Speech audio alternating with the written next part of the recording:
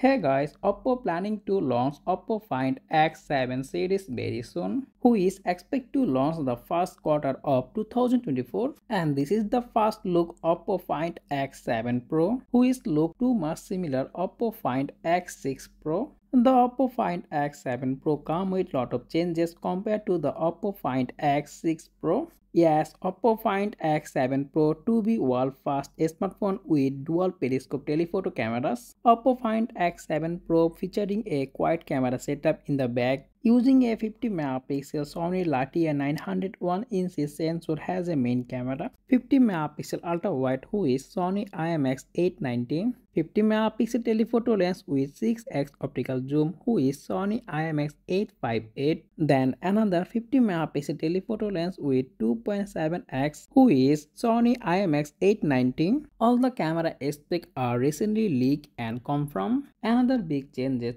Oppo Find X7 series will be support satellite communication connectivity. Of course, the phone comes with very high quality curved display with the LTPO 120Hz refresh rate.